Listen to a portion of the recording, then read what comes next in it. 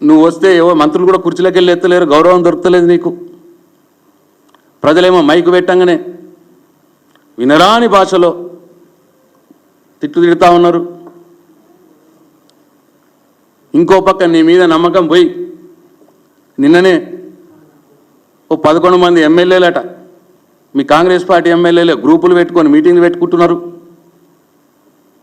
ఇట్లా ఇవన్నీ జరగడం చూసి మళ్ళా దాని మీద దేని మీద రోగులతో కొట్టినట్టు నువ్వు పెట్టిన సర్వేలనే నీకు 30%, కేసీఆర్కు 70% వచ్చుడు. ఇవన్నిటి వల్ల నీలో ఆందోళన పెరిగిపోతూ ఉన్నది రేవంత్ రెడ్డి. నేను అడిగిన ఒక డాక్టర్, నాకు తెలిసిన ఆయన, ఎందుకు ఇట్లా మాట్లాడుతుండే రేవంత్ రెడ్డి అంటే, ఇక మీరు చెప్పినవి కరెక్టే, ఇవన్నీ కారణాలు, ఆయనలో ఆందోళన పెరుగుతున్నది. పెరిగి ఆయనకు అటెన్షన్ డిక్రీజింగ్ డిజాస్టర్ అంటారట దాన్ని.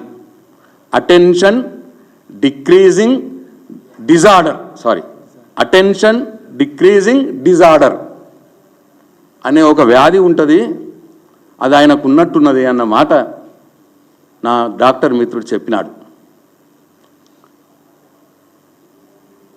అందుకే ఆ బూతులు వస్తాయి నోట్ల నుంచి. కాబట్టి నేను రేవంత్ రెడ్డి గారికి సూచిస్తూ ఉన్నా, వెంటనే మీరు ఒక మంచి మానసిక వైద్యుడిని సంప్రదించి మీకు వచ్చినటువంటి అటెన్షన్ డిక్రీజింగ్ డిజార్డర్ అనే వ్యాధిని నయం చేయించుకొని ఆ కంపు నోరు బంద్ చేసి తెలంగాణ ప్రజలకు మీరు ఇచ్చినటువంటి 6 గ్యారంటీలు 420 హామీల మీద దృష్టి పెట్టాలని చెప్పి నేను సూచిస్తూ ఉన్నా.